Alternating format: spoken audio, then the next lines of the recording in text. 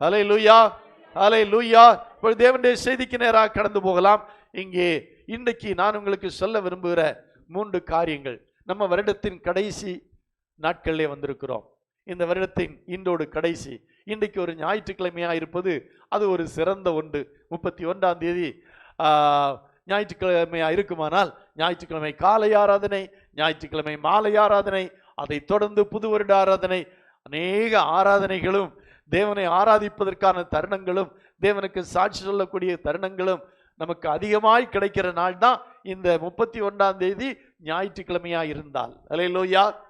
சனிக்கிழமையா இருந்தால் காலையில் இருக்காது, நைட்ல இருக்கும், காலையில் இருக்கும். ஆனா இன்னைக்கு காலையிலே ஆராதிக்க ஒரு தருணமும், மாலையிலே ஆராதிக்க ஒரு தருணமும், விடியற்காலையிலே ஆராதிக்க ஒரு தருணமும் நமக்கு இருக்கிறபடினாலே இது ஒரு நல்ல நாள். அல்லேலூயா. ஆனா இந்த நல்ல நாளிலும் கூட சில காரியங்களிலே நம்ம கவனமா இருக்க வேண்டும் என்று உங்களுக்கு நான் சொல்லிக்கொள்ள விரும்புகிறேன். அல்லேலூயா. சில காரியங்கள் நமக்கு வேதத்திலே எடுத்துக்காட்டாக, எக்ஸாம்பிள் என்று சொல்வார்கள் ஆங்கிலத்திலே, எடுத்துக்காட்டாக உதாரணமாக சொல்லப்பட்ட அநேக காரியங்கள் இருக்கிறது. அல்லேலூயா. காயினை போல் இருக்க வேண்டாம், அப்புறம் லோத்துவின் மனைவியை மாதிரி இருக்க வேண்டாம் என்றெல்லாம் சில இடத்திலே சொல்லப்பட்டிருக்கிறது. இந்த வேதத்திலே சில ஓமைகள், சில காரியங்களை நமக்கு எடுத்துக்காட்டாக சொல்லப்பட்டிருக்கிறது. அந்த எடுத்துக்காட்டிலே சில ஒரு 3 காரியங்களை மாத்திரம் நான் உங்களுக்கு சொல்ல விரும்புகிறேன். அல்லேலூயா.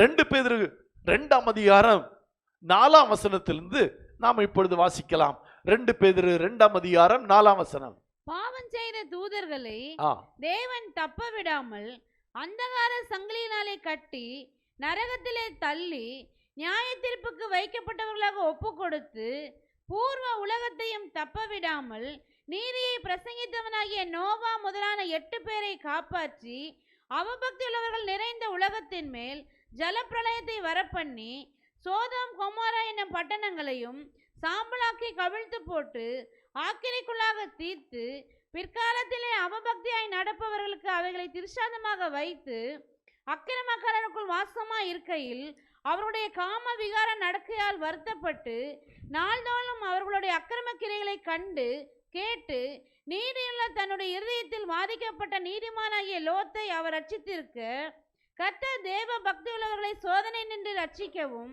அக்கிரமக்காரரை ஆக்கினைக்குள்ளாக நியாய தீர்ப்பு நாளுக்கு வைக்கவும் அறிந்திருக்கிறார். ஹல்லேலூயா, ஹல்லேலூயா. இங்கே சொல்லப்பட்டிருக்கிறது, முதலாவதாக பார்க்கும்போது பாவம் செய்த தூதர்களை, 4ஆம் வசனம் என்ன சொல்லி இருக்குது? பாவம் செய்த தூதர்களை தேவன் தப்ப விடாமல். இது நமக்கு ஒரு திருஷ்டாந்தரமாக, ஒரு எக்ஸாம்பிளாக, ஒரு மாதிரியாக நமக்கு சொல்லப்பட்டிருக்கிறது. நம்ம நினைப்போம் தேவதூதர்கள், தேவனோடு இருக்கிறவர்கள், தேவன் சொல்லுகிறதை செய்கிறவர்கள், அவங்க எப்படியே பறந்துட்டே இருப்பாங்க. எப்படி இருப்பாங்க? அப்படித்தான் நம்ம பார்வையில் அப்படித்தான் தோணுது. நல்ல வெள்ளை வஸ்திரம், நல்ல வெள்ளை அங்கி, நல்ல 2 சிறகுகள், ஆண்டவர் சொன்ன இடத்துக்கு பறந்து போகிறது, ஆண்டவர் சொல்லுகிற காரியங்களை நிறைவேற்றுகிற அருமையான தேவதூதர்களாக நம்ம அவர்களை பார்க்கிறோம். அல்லேலூயா. தேவதூதர்கள் எப்பொழுதும் தேவனுக்கு பணிவிடை செய்கிறவர்கள், தேவனுடைய வார்த்தை நிறைவேற்ற காத்து கொண்டிருக்கிறவர்கள், தேவனை துதித்து கொண்டிருக்கிறவர்கள் என்றெல்லாம் தேவதூதர்களை பார்க்கிறோம். உண்மைதான், அநேகம் ஆயிரமான தூதர்கள் தேவனுக்கு இருக்கிறார்கள்.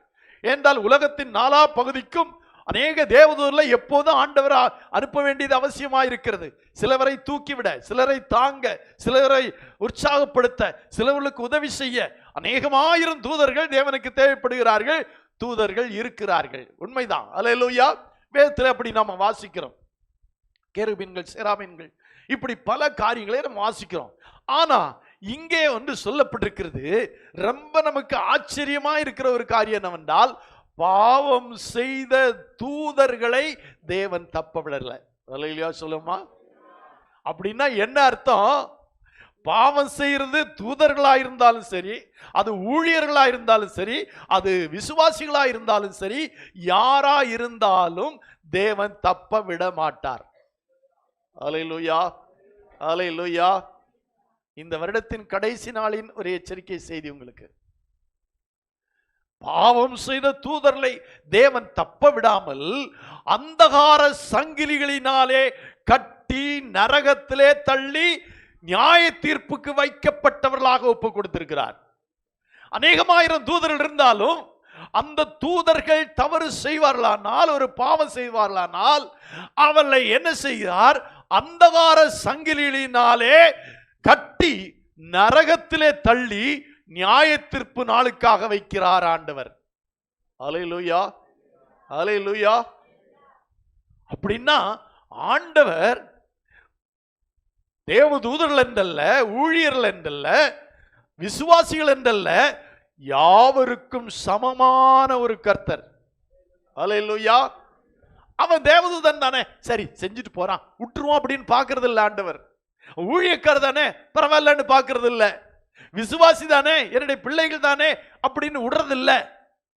பாவம் செய்த தூதர்களை தேவன் தப்ப விடாமல் அந்தகார சங்கிலியினாலே கட்டி நரகத்திலே தள்ளி நியாய தீர்ப்புக்கு வைக்கப்பட்டிருக்கிறவர்களாக ஒப்பு கொடுத்திருக்கிறார். அல்லேலூயா. கீழே வாசிக்கும் போது அங்கே சொல்லப்பட்டிருக்கிறது, பூர்வ உலகத்தையும் தப்ப விடாமல், பூர்வ உலகத்தையும் தப்ப விடாமல் நீதியை பிரசங்கித்தவனாகிய நோவா முதலான 8 பேரை காப்பாற்றி அவபக்தி உள்ளவர்கள் நிறைந்த உலகத்தின் மேல் ஜலப்பிரளயத்தை வர. இங்க இரண்டாவதாக சொல்லப்பட்டிருக்கிற மாதிரி என்ன தெரியுமா? எக்ஸாம்பிள் என்ன தெரியுமா? நோவா வாழ்ந்திருந்த காலத்திலே அங்கே ஜனங்கள் அக்கிரமம் செய்கிறவர்களா இருந்தார்கள். ஜனங்கள் அக்கிரமத்திலே வாழ்ந்து வந்தார்கள். அந்த அக்கிரமத்தை தாங்கிக் கொள்ளாத தேவன் இந்த உலகத்தை அழிக்கும்படியாக ஆண்டவர் திட்டம் கொண்டார். அல்லேலூயா. இந்த உலகத்தை அழித்து விடுவோம், இனி தாங்காதுன்னு சொல்லுவோம்ல, இனி தாங்காது, ஆண்டவருக்கே தாங்காம போயிடுச்சு. சகல உலகத்தையும் அழித்து விடும்படியாக தேவன் திட்டம் கொண்டார். அப்போதுதான் சொல்லப்பட்டிருக்கிறது, பூர்வ உலகத்தை தப்ப விடாமல் நீதியை பிரசங்கித்தவனாகிய நோவா முதலான 8 பேரை காப்பாற்றி. அல்லேலூயா. உலகத்தை ஒன்றி தப்ப விடாம அழித்த தேவன் நோவா முதலான 8 பேரை காப்பாற்றினார். அவபக்தி உள்ளவர்கள் நிறைந்த உலகத்தின் மேல் ஜலப்பிரளயத்தை வரப்பண்ணி என்ன செய்தாரா? சோதோம் கொமோரா என்னும் பட்டணங்களையும். இது மூன்றாவது காரியம். இரண்டாவது காரியம், முதல்ல நம்ம என்ன பார்க்கிறோம் அப்படி என்றால், தேவதூதர்கள் தவறு செய்தாலும் பாவம் செய்தாலும் அவர்களை அந்தகார சங்கிலினாலே கட்டி நரகத்திலே வைக்கிறார். எதற்கு? நியாய தீர்ப்புக்கு வைக்கிறார். இரண்டாவதாக என்ன சொல்லப்பட்டிருக்கிறது? பூர்வ உலகத்தை தப்ப விடாமல் நீதியை பிரசங்கித்தவனாகிய நோவா முதலான 8 பேரை மற்றும் காப்பாற்றி அவபக்தி உள்ள நிறைந்த உலகத்தின் மேல் ஜலப்பிரளயத்தை வரப்பண்ணினார், அழித்து போட்டார். அல்லேலூயா. பூர்வ உலகத்திலும் 8 பேரை மாத்திரம் காப்பாற்றினார், பூர்வ உலகத்தை அழித்தார். ஏனென்றால் அவர்கள் அக்கிரமம் செய்தார்கள். மூன்றாவது காரியம் தான் நம்ம அடுத்து வாசிக்கிறோம். சோதோம் கொமோரா என்னும் பட்டணங்களையும், சோதோம் கொமோரா என்னும் பட்டணங்களையும் சாம்பலாக்கி கவிழ்த்து போட்டு ஆக்கினைக்குள்ளாக தீர்த்து பிற்காலத்திலே அவபக்தியாய் நடப்பவர்களுக்கு அவைகளை திருஷ்டாந்தரமாக வைத்திருக்கிறார். அல்லேலூயா. சோதோம் கொமோரா பட்டணத்தின் அந்த அவபக்தி, அந்த அவளிலே காணப்பட்ட அந்த பாவங்கள் தேவனிடத்திலே சென்றடைந்தது. ஆகவே சோதோம் கொமோரா பட்டணத்தை தேவன் அக்கினியினாலும் கந்தகத்தினாலும் அழித்தார். அல்லேலூயா, அல்லேலூயா. அழித்து விட்டு என்ன சொல்லப்பட்டிருக்கிறது என்றால், பிற்காலத்திலே அவபக்தியாய் நடப்பவர்களுக்கு அவைகளை திருஷ்டாந்தரங்களாக, எக்ஸாம்பிளாக, மாதிரியாக வைத்தார். அல்லேலூயா. சோதோம் கொமோரா பட்டணத்தின் அந்த அழிவு உலகத்தில் உள்ள ஜனங்களுக்கெல்லாம் ஒரு மாதிரி. யார்? அவபக்தியாய் நடக்கிறவர்களுக்கு இதுதான் நடக்கும் என்று அர்த்தம். சொல்லுமா? யாராயிருந்தாலும் சரி, தேவ தூதர்களாய் இருந்தாலும் சரி, முழு உலகமானாலும் சரி, 2 பட்டணங்களானாலும் சரி, அங்கே அவபக்தியாய் நடக்கும் போது தேவன் அதற்கான நியாய தீர்ப்பை செய்கிறார் என்பதற்கு இவைகள் எல்லாம் திருஷ்டாந்தரங்களாக, எக்ஸாம்பிளாக, உதாரணங்களாக வைக்கப்பட்டிருக்கிறது. அல்லேலூயா. 3 உதாரணங்கள் ரொம்ப திரும்ப சொல்ல விரும்புகிறேன். ஒன்று, தேவதூதர்களை கட்டி நித்திய சங்கிலிகளினாலே நரகத்திலே வைத்திருக்கிறார். அல்லேலூயா. யார் என்று ஆண்டவரிடத்திலே பட்சபாதமே இல்லை. தமக்கென்று தெரிந்து கொண்டு தம்மோடு கூட இருக்கும்படியாய், தம்முடைய செயல்களை செய்யும்படியாக, தம்முடைய கட்டளை நிறைவேற்றும்படியாய் தம்மோடு கூட வைத்திருக்கிற தேவதூதர்கள். அல்லேலூயா.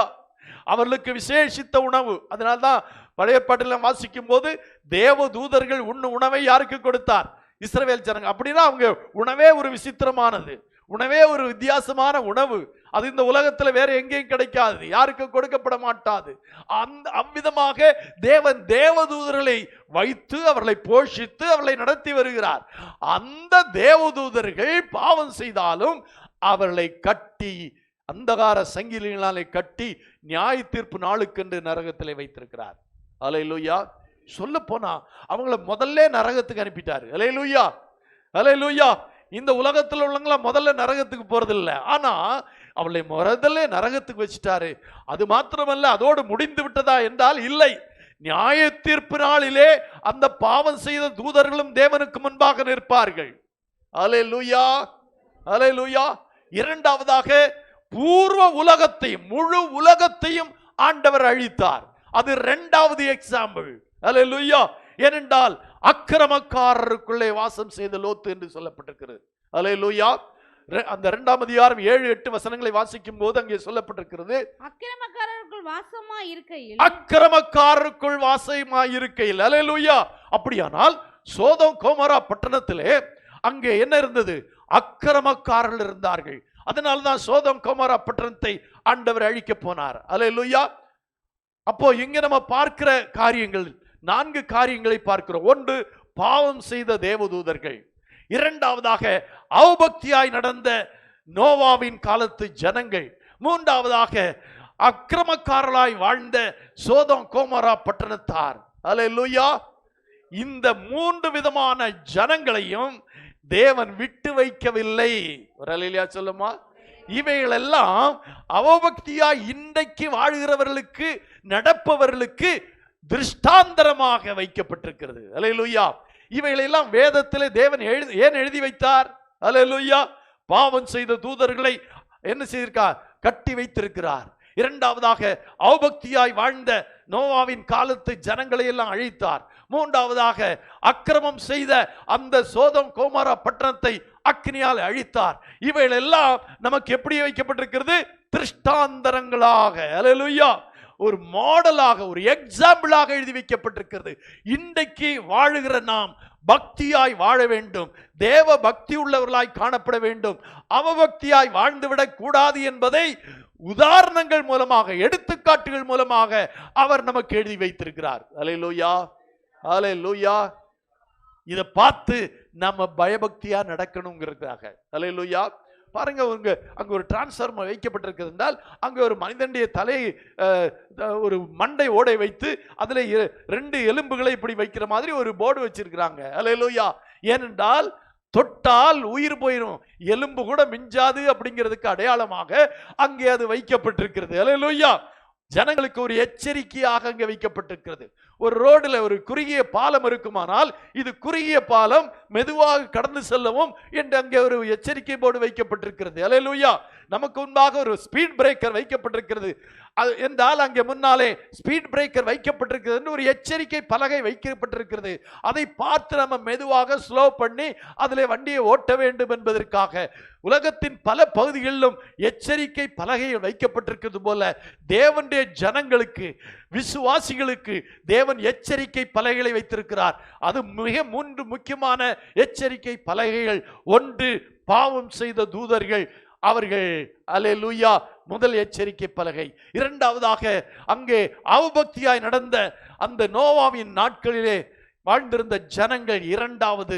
மூன்றாவதாக அக்கிரமம் செய்த சோதோம் கோமோரா பட்டணத்தார். இவர்கள் 3 பேரையும் 3 படங்களாக, 3 காரியங்களாக தேவன் வைத்து நமக்கு எச்சரிப்பாக வைத்திருக்கிறார். அல்லேலூயா. இங்கே சொல்லப்பட்டிருக்கிறது, பிற்காலத்திலே அவபக்தியாய் நடப்பவர்களுக்கு அவைகளை திருஷ்டாந்தரமாக வைத்திருக்கிறார். பிற்காலம் என்றால் யாரு? இந்த காலம். அது அந்த காலம், முற்காலம். இது பிற்காலத்திலே வாழ்ந்து கொண்டிருக்கிற நமக்கு திருஷ்டாந்தமாக வைக்கப்பட்டிருக்கிறது. அல்லேலூயா, அல்லேலூயா. வருடத்தின் கடைசி நாளின் இந்த ஞாயிற்றுக்கிழமையிலே நான் உங்களுக்கு அன்பாக சொல்லிக்கொள்ள விரும்புகிறேன். பாவம் செய்த தேவதூதர்களை விட்டு வைக்கல, அவபக்தியாய் நடந்த நோவாவின் காலத்து ஜனங்களை ஆண்டவர் விட்டு வைக்கல. அடுத்தபடியாக சோதோம் கோமோரா பட்டணத்திலே அக்கிரமமாய் வாழ்ந்த ஜனங்களை விட்டு வைக்கல. அதெல்லாம் நமக்கு திருஷ்டாந்தரங்கமாக, எக்ஸாம்பிளாக, மாதிரியாக நமக்கு முன்பாக வைக்கப்பட்டிருக்கிறது என்றால் நம்ம எவ்வளவு கவனமா நடக்கணும் கொஞ்சம் யோசித்து பாருங்க. 1 கொரிந்தியர் 10ஆம் அதிகாரம் 6ஆம் வசனத்திலே அப்போஸ்தலனாய் பவுல் சொல்லும்போது 1 கொரிந்தியர் 10ஆம் அதிகாரம் 6ஆம் வசனம், அவர்கள் இச்சித்தது போல நாமும் பொல்லாங்கானவைகளை இச்சியாதபடிக்கு இவைகள் நமக்கு திருஷ்டாந்தங்களாய் இருக்கிறது. அவர்கள் இச்சித்தது போல நாமும் பொல்லாங்கானவைகளை இச்சியாதபடிக்கு இவைகள் நமக்கு திருஷ்டாந்தங்களாக எழுதப்பட்டிருக்கிறது, திருஷ்டாங்களாக இருக்கிறது என்று அப்போஸ்தலனாய் பவுல் சொல்லுகிறார். அல்லேலூயா. அதே அதிகாரத்தின் 11ஆம் வசனத்திலே வாசிக்கும் போதும் அங்கே சொல்லப்பட்டிருக்கிறது, இவைகள் எல்லாம் திருஷ்டாந்தங்களாக அவர்களுக்கு சம்பவித்தது, திருஷ்டாந்தங்களாக அவர்களுக்கு சம்பவித்தது உலகத்தின் முடிவு காலத்தில் உள்ள நமக்கு, உலகத்தின் முடிவு காலத்தில் இருக்கிற நமக்கு எச்சரிப்புண்டாகும்படி எழுதப்பட்டும் இருக்கிறது, எச்சரிப்புண்டாகும்படியாக எழுதப்பட்டிருக்கிறது. அல்லேலூயா, அல்லேலூயா. அருமையான தேவனுடைய ஜனங்களே, எது அங்கே நான் வாசிக்கிற வேளையிலே அந்த 1 கொரிந்தியர் 10ஆம் அதிகாரத்தில் நான் வாசித்தது போல அநேக ஜனங்கள் சொல்லப்பட்டிருக்கிறது. 6ஆம் வசனத்தை வாசிக்கலாம். 6ஆம் வசனத்தை வாசிக்கலாம். அவர்கள் இச்சித்தது போல 5ல இருந்து வாசிக்கலாம். அப்படி இருந்தும் அவர்களில் அதிகமான பேர்களிடத்தில் தேவன் பிரியமாய் இருந்ததில்லை, ஆதலால் வனாந்தரத்திலே அவர்கள் அழிக்கப்பட்டார்கள். இஸ்ரவேல் ஜனங்கள் எகிப்திலிருந்து விடுவிக்கப்பட்டார்கள். அவர்கள் தேவதூதர்கள் சாப்பிடுகிற அப்பத்தை அவளுக்கு கொடுத்தார். அவள் விரும்பின போது இறைச்சியை கொடுத்தார். மாராவின் தண்ணீரை மதுரமாய் மாற்றி நடத்தினார். கண்மலைகளை பிளந்து தண்ணீரை கொடுத்தார். யுத்தங்களை ஜெயிக்க பண்ணினார். அவளுடைய கால்களிலே இருக்கிற செருப்பு தேய்ந்து போகவில்லை. அவள் போட்டிருந்த வஸ்திரம் பழமையாய் போகவில்லை. அப்படியெல்லாம் நடத்தினார். அல்லேலூயா. அதுவும் சொல்லப்பட்டிருக்கிறது, பகலிலே மேக ஸ்தம்பமும் இரவிலே அக்கினி ஸ்தம்பமும் அவளை பாதுகாக்கும்படியாக தேவன் கொடுத்தார். அல்லேலூயா. அந்த மேக ஸ்தம்பத்தை குறித்து ஞானஸ்நானம் என்று சொல்லப்பட்டிருக்கிறது. அது ஞானஸ்நானத்துக்கு உவமையாய் சொல்லப்பட்டிருக்கிறது. அதைத்தான் 4ஆம் அதிகாரத்திலே நாம் வாசிக்கிறோம். எல்லாரும் ஒரே ஞானபானத்தை குடித்தார்கள். எப்படி எனில் அவளோட கூட சென்ற ஞான கண்மலையின் தண்ணீரை குடித்தார்கள். ஆமா, ஞான கண்மலையின் தண்ணீரை குடித்தார்கள். அதற்கு மேலே உள்ள வசனத்திலே அவர்கள் எல்லாரும் ஞானஸ்நானத்து மோசைக்குள்ளாக மேகத்தினாலும் சமுத்திரத்தினாலும் ஞானஸ்நானம் பண்ணப்பட்டார்கள். அப்படின்னா என்ன அர்த்தம்? நம்மை போல அவர்களை கர்த்தர் எகிப்திலிருந்து ரட்சித்தார். அவர்களை என்ன செய்தார்? ஞானஸ்நானம் கொடுத்தார் மேக ஸ்தம்பத்தினாலே. அதற்கு பிறகு என்ன செய்தார்? அங்கே கண்மலையின் தண்ணீரை கொடுத்தார். அது பரிசுத்த ஆவிக்கு அடையாளமாய் சொல்லப்பட்டிருக்கிறது. இவைகள் எல்லாம் இருந்தும் அங்கே சொல்லப்பட்டிருக்கிறது, அவர்கள் பேரிலே தேவன் பிரியமாயிராமல் அவர்களை அழித்து போட்டார். ஒரு அல்லேலூயா சொல்லுமா? தேவ வசனம் நமக்கு ரொம்ப எச்சரிப்பாக சொல்லப்பட்டிருக்கிறது. நம்ம ஆண்டவருடைய பிள்ளைகளா இருப்பது மிகப்பெரிய ஒரு பெரிய அதிசயம், ஒரு நன்மையான காரியம். ஆண்டவர் நம்மை அழைத்திருக்கிறார். ஆண்டவர் நம்மை பாவத்திலிருந்து விடுவித்திருக்கிறார். கானான், பரம கானானுக்கு நேராக நடத்தி கொண்டிருக்கிறார். நம்மை போஷிப்பேன் என்று சொல்லி இருக்கிறார். நம்மை உயர்த்துவேன் என்று சொல்லி இருக்கிறார். நம்மை ஆசீர்வதிப்பேன் என்று சொல்லி இருக்கிறார். ஆசீர்வதித்துக் கொண்டிருக்கிறார். இன்னும் ஆசீர்வதிப்பார். அல்லேலூயா. இஸ்ரவேலை ஆசீர்வதிப்பதே கர்த்தருக்கு பிரியம். அவருக்கு பிரியம். நம்மை ஆசீர்வதிக்க அவருக்கு ரொம்ப பிரியம். ஆனா இன்னும் சில காரியங்கள் நம்மளே காணப்படுகிறபடினாலே அந்த முழுமையான ஆசீர்வாதத்தை நம்ம பெற்றுக்கொள்ள முடியல. அல்லேலூயா. அதைத்தான் நாம இங்கே வாசிக்கிறோம். அவர்கள் எல்லாரும் ஞானஸ்நானம் பெற்றார்கள், பரிசுத்தாவியும் பெற்றார்கள். ஆனால் தேவன் அவர்கள் மேல் பிரியமாய் இருக்கல. ஏனென்றால் அவர்கள் அவபக்தியாய் நடந்து கொண்டார்கள். அல்லேலூயா. அவள் சில காரியங்களை இச்சித்தார்கள். அல்லேலூயா. அங்கே 7ஆம் வசனம் சொல்லி இருக்கிறது, ஜனங்கள் புசிக்கவும் குடிக்கவும் உட்கார்ந்து விளையாட எழுந்திருந்தார்கள் என்று எழுதியிருக்கிறபடி அவர்களில் சிலர் விக்கிரகாராதனைக்காரர் ஆனது போல நீங்களும் ஆகாதிருங்கள்.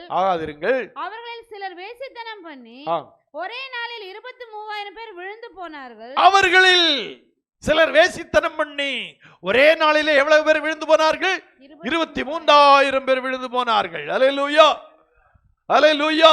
கீழே 9ஆம் வசனத்திலே சொல்லப்பட்டிருக்கிறது, அவர்களில் சிலர் கிறிஸ்துவை பரீட்சை பார்த்து பாம்புகளால் அழிக்கப்பட்டார்கள். பாம்புகளால் அழிக்கப்பட்டார்கள். கிறிஸ்துவை பரீட்சை பார்த்து 11ஆம் வசனம் என்ன சொல்லி இருக்கிறது? அவர்களில் சிலர்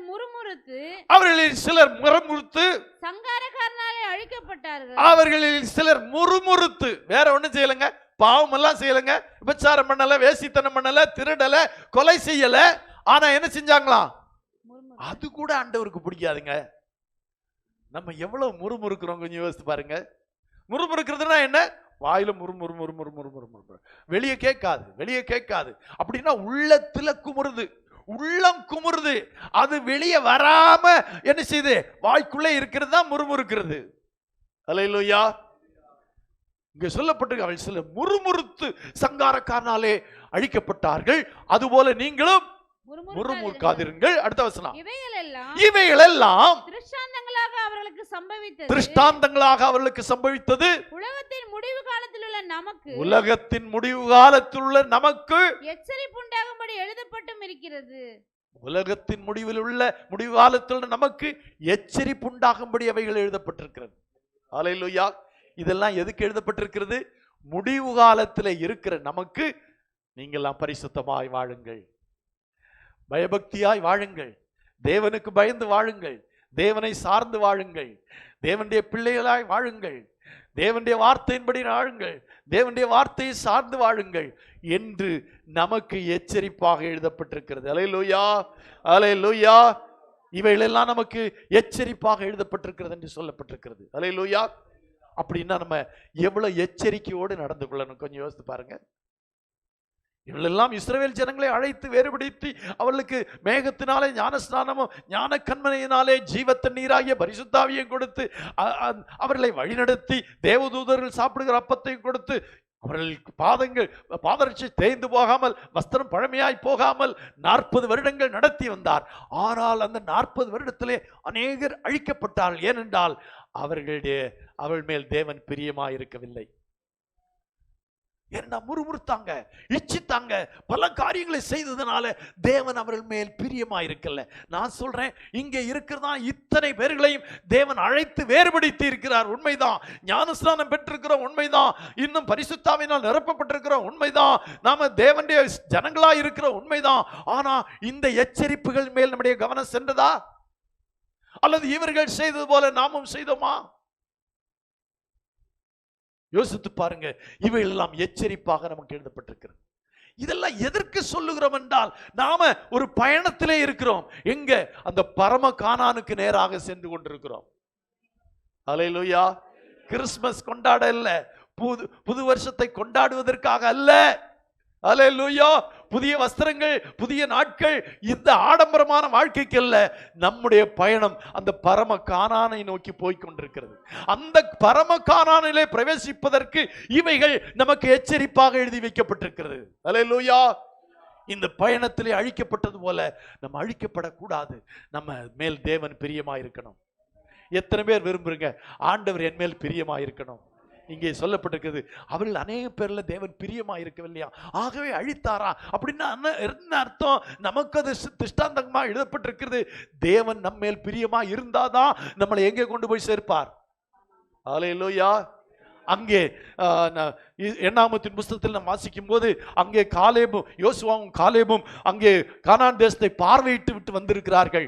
அப்பொழுது பார்வையிட்டு வந்ததிலே 10 பேர், ஐயோ அந்த தேசத்துக்கு நம்ம போக முடியாது, அங்க போய் சேர முடியாது, அங்க ராட்சசர்கள்லாம் இருக்கிறாங்கன்னு சொல்றாங்க. ஆனா யோசுவாவும் காலேபும் சொல்றாங்க, கர்த்தர் நம்மேலே பிரியமாயிருந்தால் அந்த தேசத்தை நமக்கு தருவார்.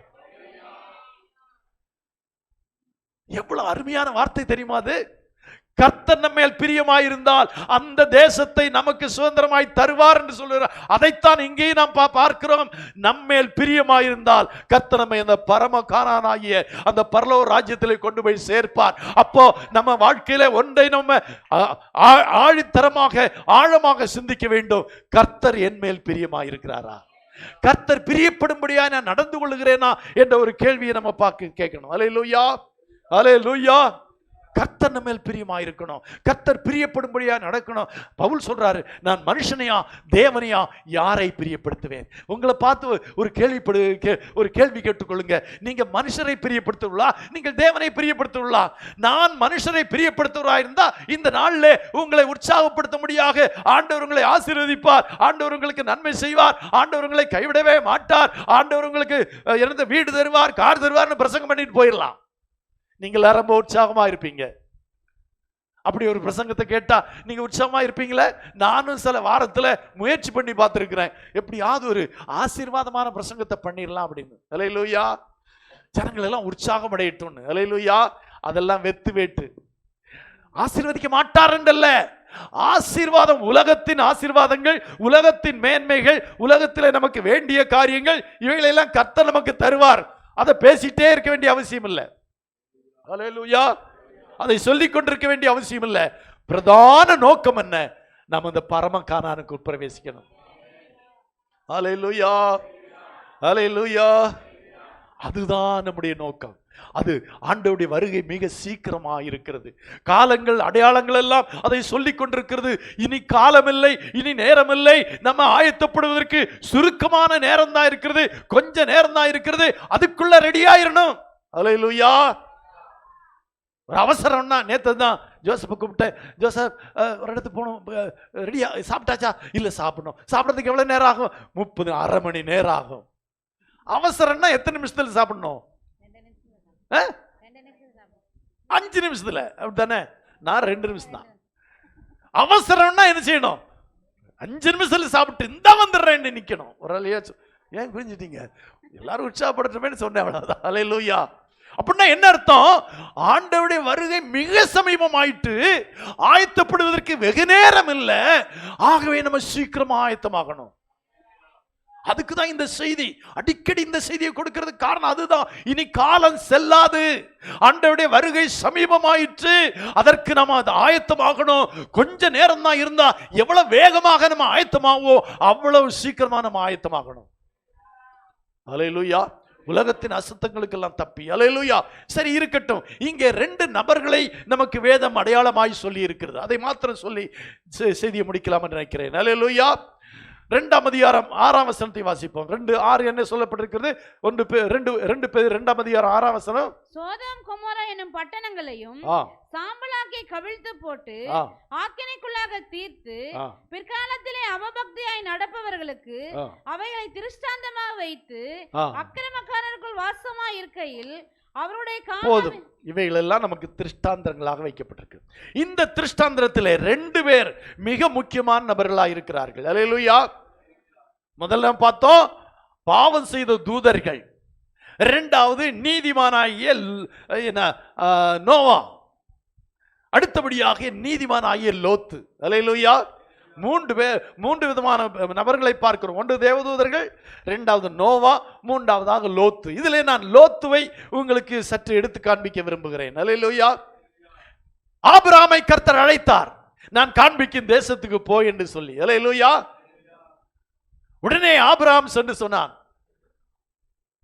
லோத்துனிடத்துல, தம்பி, ஆண்டவர் என்னை அழைச்சிருக்காரு, ஒரு தேசத்துக்கு போ சொல்றாரு, வர்றியா? கூட போலாமா? ஆண்டவர் உண்மையைத்தான் சொல்லுவாரு, நல்லதுதான் சொல்லுவாரு, நீ வரியா அப்படின்னு கேட்ட உடனே லோத்து ஓகே நானும் வர்றேன்னு சொல்லிட்டான். அல்லேலூயா. அல்லேலூயா. ஆபிரகாமோட அங்கே சொல்லப்பட்டிருக்கு லோத்துவும் போனான். ஆதியாகமம் 12ஆம் அதிகாரம் 4ஆம் வசனத்திலே சொல்லப்பட்டிருக்கிறது, அந்த லோத்துவும் அவனோட கூட போனான். அல்லேலூயா. அல்லேலூயா. அப்படியானால் என்ன அர்த்தம்? ஒரு நேரடியான அழைப்பு யாருக்கு கிடைக்கல? லோத்துக்கு கிடைக்கல. ஒரு தேவ மனுஷன் மூலமாக அழைக்கப்பட்டான். சொல்லுமா?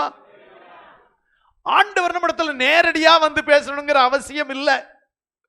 யாராவது ஒரு தேவ மனுஷன் மூலம் பேசினாலே அது நமக்கு போதும். அல்லேலூயா. அல்லேலூயா. லோத்து நீதிமானாக காணப்படுவதற்கும் சோதோம் கோமரா பட்டணத்திலிருந்து அவனை கர்த்தர் காப்பாற்றுவதற்கும் ஒரு காரணம் என்னவென்றால், ஆபிரகாம் அழைத்த போது அங்கே லோத்து உடனடியாக அவனோடு கூட புறப்பட்டான். அல்லேலூயா. அருமையான தேவனுடைய பிள்ளைகளே, நம்ம நிறைய நேரத்தில் ஆண்டவரை கூட பேச மாட்டாரா, ஆண்டவரை கிட்ட சொல்ல மாட்டாரா, இந்த காரியத்தை ஆண்டவர் சொன்னா நான் அப்படியே செய்வேன் அப்படின்னு நம்ம நிறைய பேர் நிறைய நேரங்களில் நினைக்கிறோம். இல்லை, ஆண்டவர் இந்த லோத்துவை ஆபிரகாம் அழைத்தது போல தேவ ஊழியர் மூலமாக, தேவ வசனத்தின் மூலமாக நம்மோடு கூட பேசும்போது அது தேவனுடைய அழைப்பாகவே நம்ம ஏற்றுக்கொள்ளணும். அது தேவன் நம்மோடு பேசுவதாக எடுத்துக்கொள்ளணும். அல்லேலூயா. அப்படி லோத் அவனோடு கூட போனான். 5ஆம் வசனம் சொல்ல 13ஆம் அதிகாரம் 5ஆம் வசனம் சொல்லி இருக்கிறது. 13ஆம் அதிகாரம் 5ஆம் வசனம், ஆபிரகாமுடனே வந்த லோத்துக்கும் ஆடு மாடுகளும் கூடாரங்களும் இருந்தன. ஆடு மாடுகளும் கூடாரங்களும் இருந்தன. அல்லேலூயா சொல்லுமா. ஆபிரகாமுடனே வந்த, தேவனால் அழைக்கப்பட்ட மனுஷனோடு கூட பயணம் செய்கிற ஒவ்வொரு மனிதர்களும் ஆசீர்வதிக்கப்படுவார்கள். அல்லேலூயா, அல்லேலூயா. ஆபிரகாமுடன் வந்த லோத்துக்கும் ஆடு மாடுகளும் கூடாரங்கள் இருந்தன. அந்த ஆடு மாடுகளும் கூடாரங்கள் எப்படி கிடைத்தது? தேவ மனுஷனாகிய ஆபிரகாமோடு கூட அவன் பயணம் செய்தான். அல்லேலூயா. இந்த வாழ்க்கை பயணத்தில், இந்த ஆவிக்குரிய வாழ்க்கையின் பயணத்தில், இந்த தேவ சபையிலே, இந்த தேவ ஊழியரோடு கூட நீங்கள் பயணம் செய்வீர்களானால் ஆண்டவர் உங்களையும் அந்த லோத்துவை ஆசீர்வதித்து போல ஆசீர்வதிப்பார். அல்லேலூயா, அல்லேலூயா. லோத்துவை ஆசீர்வதிப்பேன் என்று ஆண்டவர் சொல்லவில்லை. ஆனால் அழைக்கப்பட்ட ஆபிரகாமோடு கூட லோத்து பயணம் செய்தபடியினாலே அந்த லோத்துவும் ஆசீர்வதிக்கப்பட்டான். அல்லேலூயா. அழைக்கப்பட்ட மனிதனோடு பயணம் செய்வது அவள் எளிதான காரியம் அல்ல. எந்த ஊருக்கு போறேன்னு தெரியாது, எப்போ போய் சேர்வேன்னு தெரியாது, போறதுக்கெல்லாம் ஆகாரத்தை எடுத்துக்கொண்டு போக முடியாது, எங்கே படுப்போம் எங்கே தூங்குவோம் எதுவுமே தெரியாது. கொஞ்சம் கஷ்டமான காரியம்தான் ஆபிரகாமோடு கூட லோத்து பயணம் செய்தது. ஆனால் அந்த பயணத்தின் மத்தியிலே, அந்த கடினமான பாதையிலும் தேவன் லோத்துவையும் ஆசீர்வதித்தார். லோத்துக்கும் ஆடு மாடுகளும் கூடாரங்களை கர்த்தர் கொடுத்தார். அல்லேலூயா, அல்லேலூயா. ஆகவே தேவனுடைய பிள்ளைகளே, தேவ மனுஷனோடு கூட பயணம் செய்யும் போது தேவன் நம்மை ஆசீர்வதிப்பார். அல்லேலூயா, அல்லேலூயா. இது அந்த லோத்துடைய நல்ல பகுதி என்று சொல்லுவோம். லோத்துடைய கெட்ட பகுதி என்று வாசிக்கும் போது அங்கே சொல்லப்பட்டிருக்கிறது. 13ஆம் அதிகாரம் 4ஆம் வசனத்திலே வாசிக்கிறோம். 13ஆம் அதிகாரம் 4ஆம் வசனம், தான் முதல் ஒரு பலிபீடத்தை உண்டாக்கினதுமான ஸ்தலம் மட்டும் போனான். அங்கே ஆபிரகாம் கர்த்தருடைய நாமத்தை தொழுது கொண்டான். அங்கே ஆபிரகாம் கர்த்தருடைய நாமத்தை தொழுது கொண்டான். அல்லேலூயா சொல்லுமா. அழைக்கப்பட்ட ஆபிரகாம் கர்த்தருடைய நாமத்தை தொழுது கொண்டான். ஆனால் அவனோடு கூட பயணம் செய்த லோத்து கர்த்தரை தொழுது கொள்ளவில்லை. அல்லேலூயா, அல்லேலூயா. ஒரு லோத்துடைய நல்ல பகுதி என்ன? ஆபிரகாமோடு கூட போனான், ஆசீர்வதிக்கப்பட்டான், அது நல்லது. ஆனால் அவன் செய்ய தவறின காரியம் என்ன? ஆபிரகாம் தேவனை தொழுது கொண்ட போது லோத்தும் அவனோடு கூட என்ன செஞ்சிருக்கணும்? தொழுது கொண்டிருக்கணும். தேவனை அவன் தொழுது கொள்ளவில்லை. ஆபிரகாம் அநேக இடங்களிலே பலிபீடங்களை கட்டினான். 12ஆம் அதிகாரம் 8ஆம் வசனத்திலையும் 13ஆம் அதிகாரம் 4ஆம் வசனத்திலும் வாசிக்கும் போது அங்கே ஆபிரகாம் பலிபீடம் கட்டி தேவனை தொழுது கொள்ளுகிறான். ஆபிரகாமுடைய விசேஷித்த காரியம் என்ன தெரியுமா? அவன் எங்கே போனாலும் பலிபீடம் கட்டி தேவனை தொழுது கொள்வான். அல்லேலூயா. ஆனா எந்த இடத்திலையுமே லோத்து தேவனை தொழுது கொண்டதாக என்ன இல்லை, அங்கே எங்கேயுமே சொல்லப்படவில்லை. அல்லேலூயா. அப்படியான அர்த்தம் என்ன? அந்த லோத்துனுடைய அந்த சொல்லுவோம்ல கஷ்டகாலம் எங்க துவங்குகிறது தெரியுமா? தேவனை தொழுது கொள்ளாத போது, தேவனுக்கு ஆராதனை செய்யாத போது அங்கே லோத்து முதல் தவறை செய்கிறான். இங்கே நான் காலையில தான் சொன்னேன், தேவனுடைய ஜனங்கள் தேவனை தொழுது கொள்ளணும். அவரை தொழுது கொள்ள ஆவியோடு உண்மையோடும் அவரை தொழுது கொள்ள வேண்டும் என்று வசனம் சொல்லி இருக்கிறது. நீங்கள் என்னோடு கூட பயணம் ஆரம்பித்திருக்கிறீர்கள். உங்களை பரமகானானுக்கு சென்று சேர்க்கும் வரையிலும் இந்த வேத வசனங்களை உங்களுக்கு சொல்லி சொல்லி சொல்லி உங்களை ஆயத்தப்படுத்தி கொண்டு சொல்ல வேண்டியது என்னுடைய கடமை. ஆனால் நீங்கள் தேவனை ஆராதிக்காவிட்டால், தேவனை தொழுது கொள்ளாவிட்டால் அங்கே உங்களுடைய வீழ்ச்சி ஆரம்பமாகிறது. லோத்துடைய வீழ்ச்சி அங்கதான் ஆரம்பமாகிறது. கூடாரங்களும் மற்ற எல்லா ஆசீர்வாதங்களை பெற்றுக் கொண்டான், ஆனால் தேவனை தொழுது கொள்ளவில்லை. அல்லேலூயா. அப்படியானால் என்னோடு கூட புறப்பட்ட இந்த ஆலயத்திலே தேவனை தொழுது கொள்ளும்படியாய் வருகிற நீங்களும் தேவனை தொழுது கொள்ளவில்லை என்றால் உங்களுடைய வீழ்ச்சி அங்கேதான் ஆரம்பமாகிறது. அல்லேலூயா. ஆகவே தேவனை தொழுது கொள்ளுங்கள். அல்லேலூயா, அல்லேலூயா. இரண்டாவதாக ஆபிரகாமுக்கும் லோத்துவுக்கும் ஒரு சின்ன பிரச்சனை உண்டாயிட்டு. ஆபிரகாமுக்கும் லோத்துக்கு உண்டாகவில்லை, அங்கே அவளுடைய மிருக ஜீவன்களும் எல்லா சொத்துக்களும் மிக அதிகமானபடியினாலே அவர்களுக்குள்ளாக ஒன்றாக வாழ முடியவில்லை. ஆபிரகாமுடைய வேலைக்காரர்களுக்கும் லோத்துடைய வேலைக்காரர்களுக்கு என்ன உண்டாயிட்டு? வாக்குவாதம் உண்டாயிற்று. அல்லேலூயா, வாக்குவாதம் உண்டாயிற்று. அல்லேலூயா. நீ அங்க என்னவாயிருக்கும்? ஆடு மாடுகளுக்கு நீ அங்க தண்ணி காட்டு, நான் இங்க தண்ணி காட்டுறேன், நீ அங்க காட்டாத, நீங்க காட்டாத, நீ இங்க புல்லு மேய்க்கிறது கூடாத, நான் அங்க மேய்க்கணும். ரெண்டு பேருக்கும் வாக்குவாதம். அல்லேலூயா, அல்லேலூயா.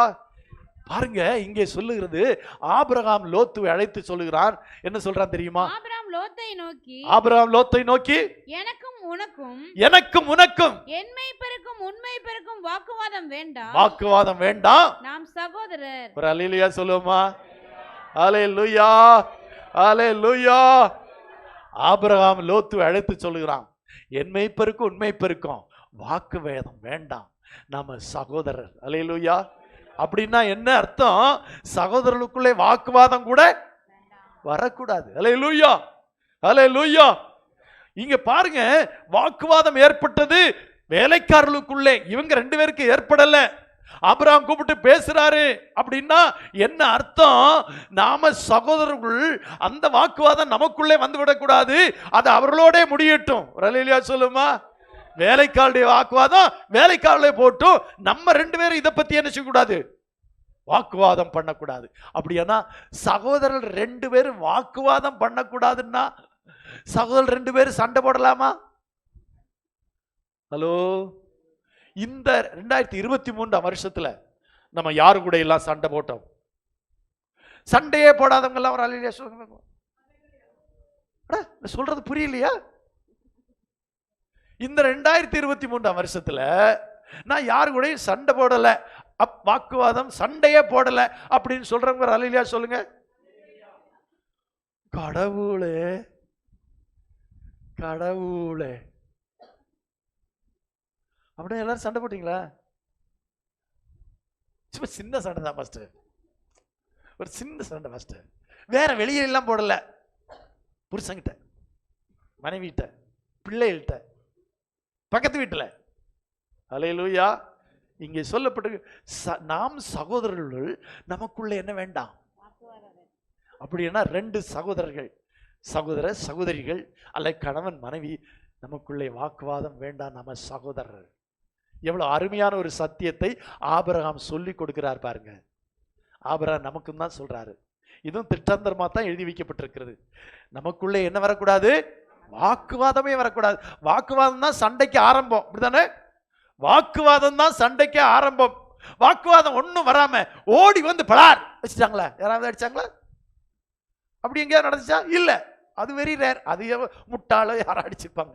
ஆனா எந்த சண்டைக்கு முதல்ல எதுதான் காரணம்? வாக்குவாதம் தான். அப்படின்னா நாக்கு, வாக்கு நாக்கு, நாக்கு தான் காரணம் வாக்குவாதத்துக்கு, வாக்குவாதம் தான் காரணம் சண்டைக்கு. அல்லேலூயா, அல்லேலூயா. இந்த லோத்து உடனே என்ன சொல்லி இருக்கணும் பாருங்க?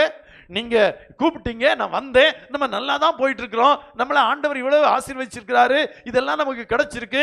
சரி, இந்த சண்டை போடுற அந்த எம்ப்ளாயிஸ, அந்த வேலைக்காரர்களை துரத்திட்டு நம்ம ரெண்டு பேரும் ஒன்னா இருப்போம் அப்படின்னு தான் யார் சொல்லி இருக்கணும்? லோத்து சொல்லி இருக்கணும். அப்படித்தானே? அப்படித்தானே சொல்லி இருக்கணும். சண்டை யாருக்கு? இவங்க ரெண்டு பேருக்கு இல்ல, ரெண்டு வேலைக்காரர்களுக்குள்ள சண்டை. நியாயமா என்ன செய்யணும்? அந்த ரெண்டு வேலைக்காரர்களையும் துரத்தி சம்பளத்துக்கான வச்சிருக்கிறோம், அவங்கள துரத்துறது என்ன பிரச்சனை? அல்லேலூயா. அப்படி துரத்தாம ஆபிரகாம் தொடர்றாரு. நீ கீழே வாசிக்கலாம். அத இந்த தேசம் எல்லாம் உனக்கு முன் இருக்கிறது அல்லவா, நீ என்னை விட்டு பிரிந்து போகலாம், இனி என்னை விட்டு பிரிந்து போகலாம், நீ இடதுபுறம் போனால் நான் வலதுபுறம். பிரிந்து போன்னு சொல்லல, பிரிந்து போன்னு சொல்லல, இப்படிதான் சொல்றாரு. போகலாம், போகாமலும் இருக்கலாம், நம்ம ஒண்ணாவும் இருக்கலாம்.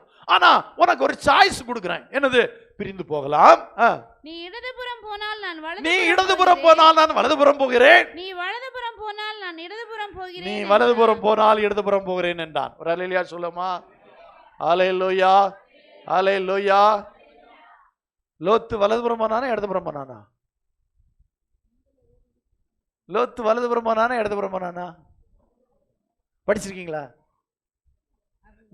லோத்து வலதுபுறமும் போல இடதுபுறம் போல, கண்களை ஏறெடுத்து பார்த்தான். அப்படியா?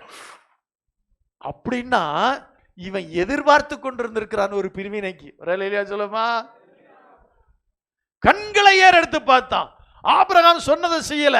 கிழக்கு போனா மேற்கு போறேன், மேற்கு போறேன், தெற்கு போனா வடக்கு போறேன், அதையெல்லாம் பார்க்கல. கண்களை ஏறெடுத்து பார்த்து யோர்தான் நதிக்கு அருகாம சம பூமி முழுவதையும் நீர் வளம் பொறிந்திருந்தா இருக்கை கண்டார்.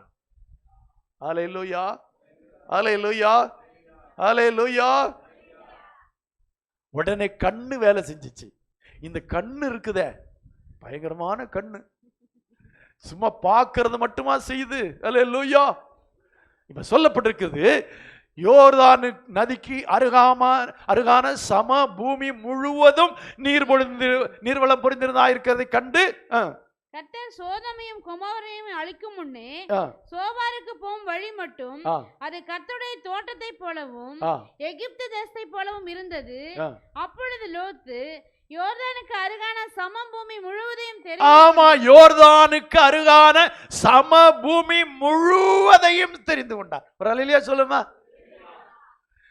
ஆபிரகாம் சொன்னது மாதிரி அவன் செய்யல. தெற்கையும் போல வடக்கையும் போல சமபூமி முழுவதையும் தெரிந்து கொண்டான். அப்படின்னா என்ன? இனி சமபூமியே இல்லை. இனி எதுதான் இருக்குது? காடு மேடு தான் இருக்குது. சமபூமி எல்லாம் யாரு தெரிந்து கொண்டான்? லோத்து தெரிந்து கொண்டான். அல்லேலூயா, அல்லேலூயா. தெரிந்து கொண்டு கிழக்கே புறப்பட்டு போனான். அல்லேலூயா. இதை தெரிந்து கொண்டு கிழக்கே புறப்பட்டான். அப்படின்னா கிழக்கிலே என்ன இருந்திருக்குது? இந்த சமபூமி முழுவதும் இருந்திருக்கிறது. அவன் அதை தெரிந்து கொண்டு அவன் புறப்பட்டு போனான். இப்படி அவர்கள் ஒருவரை விட்டு பிரிந்தார்கள். அருமையான தேவனுடைய பிள்ளைகளே, இங்கே நான் சொல்ல விரும்புகிற காரியம் என்றால், லோத்தின் இரண்டாவது வீழ்ச்சி எங்கே ஏற்பட்டது என்றால் கண்களிலே ஏற்பட்டது. அல்லேலூயா, அல்லேலூயா. கண்கள், அவனுடைய கண்கள் பார்த்தது சமபூமி முழுவதையும் தெரிந்து கொண்டான். அப்படியானா தேவனுடைய ஜனங்கள் கண்களை குறித்து எச்சரிக்கையா இருக்கணும். இந்த கண்கள் நம்மளையே கொன்னுரும்.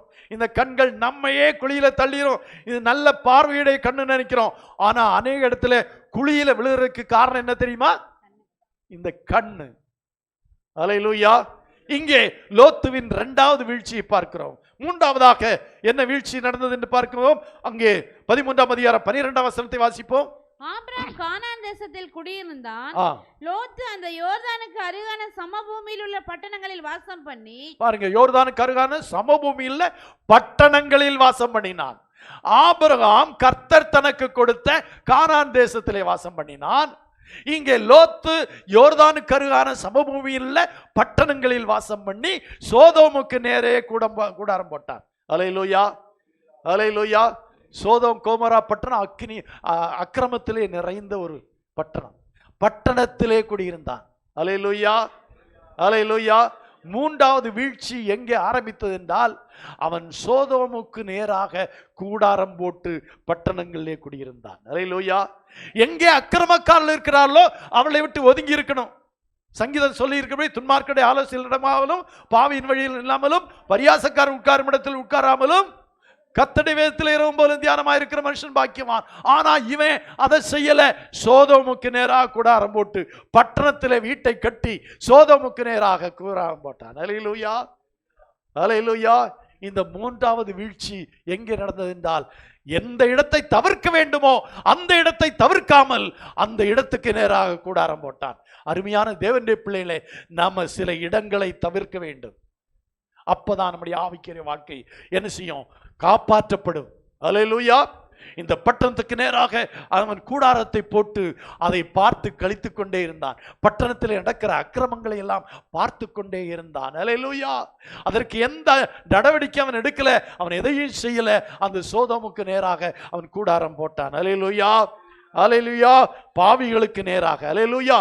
13ஆம் வசனம் சொல்லி இருக்கிறது, சோதோமின் ஜனங்கள் பொல்லாதவர்களும் கர்த்தருக்கு முன்பாக மகா பாவிகளுமாய் இருந்தார்கள். எதுக்கு நேரா கூடாரம் போட்டிருக்கான் பாத்தீங்களா?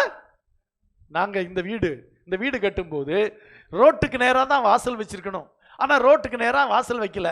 இந்த பக்கம் அந்த பக்கம் காடா கிடந்துச்சு. அசிங்கமா கிடந்த இடத்துக்கு நேராக எதை வச்சோம்? வாசலை வச்சோம். ஏன்னா அக்கிரமக்காரனுக்கு நேராக என்ன வைக்க வேண்டாம், வாசலே வைக்க வேண்டாம் தான். அல்லேலூயா, அல்லேலூயா. எனக்கு 2ஆம் ஞாபகம். என்ஜினியர் கேட்டார், ஏன் இங்கே வாசல் வைக்கிறீங்க, ரோட்டுக்கு நேராக வச்சுக்கலாம்ல, நல்ல ரோட்டுக்கு நேராக ஷோவாக வச்சுக்கலாம். இல்லை இல்லை, எது அக்கிரமக்காரனை விட்டு விலையே இருப்போம், அவனை பார்க்க வேண்டாம், இங்கே யார் வர்றா யார் போகிறா அப்படின்னு எல்லாம் பார்த்துட்டே இருப்பாங்க, திட்டிகிட்டு இருப்பாங்க. எதுக்கு அந்த வழி, நம்மளை யாரும் பார்க்க வேண்டாம், நம்ம என்ன செய்வோம், ஒதுங்கிக் கொள்வோம். இந்த சோதம் இவன் என்ன செய்தான், சோதமின் ஜனங்கள் பொல்லாதவர்களும் கர்த்தருக்கு முன்பாக மகா பாவிகளுமாயிருந்தார், அவர்களுக்கு நேராக கூட வரம் போட்டான். அல்லேலூயா. யோசித்து பாருங்க, சில இடங்களை நம்ம தவிர்க்க வேண்டும். அல்லேலூயா, தவிர்த்து வாழ வேண்டும். இவனோ அதுக்கு நேராக கூடாரம் போட்டான். அல்லேலூயா. இந்த 4 காரியங்களும் அவனுடைய வீழ்ச்சிக்கு காரணமாயின. நடந்தது என்ன என்று பார்க்கிறோம். 14ஆம் அதிகாரம் 9 முதல் வாசிக்கலாம். 14ஆம் அதிகாரம் 9ஆம் வசனம் முதல் வாசிக்கலாம். ஏலாமின் ராஜாவாகிய கெத்லேகமரோடும், ஜாதிகளின் ராஜாவாகிய திதியாலோடும், சினேயாரின் ராஜாவாகிய அப்போரோனோடும். இங்கே சுருக்கமாய் சொல்லுகிறேன், சோதோம் கோமராவுக்கு நேராக அவன் போட்டிருந்த அந்த கூடாரத்தில் இருந்த அவனுடைய எல்லாவற்றையும் சத்துருக்கள் கொண்டு போய் விட்டாங்க. அல்லேலூயா சொல்லுமா. அல்லேலூயா. அவன் சம்பாதித்த அனைத்தையும் ஒருவன் கொண்டு போய் விட்டான். அல்லேலூயா. அதற்கு காரணம் என்ன, அவன் சமபூமி முழுவதையும் தெரிந்து கொண்டான், பட்டணத்தை தெரிந்து கொண்டான்,